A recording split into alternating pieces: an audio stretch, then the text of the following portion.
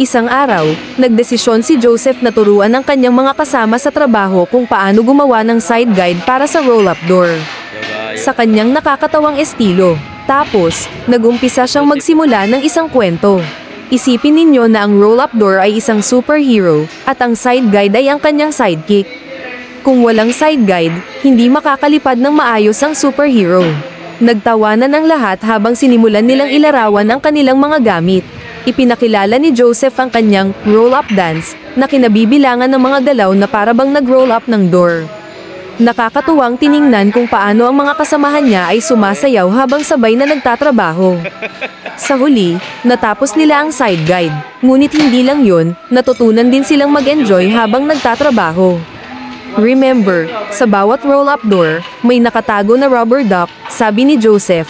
Sabay sabing, gumawa tayo ng mas marami pang.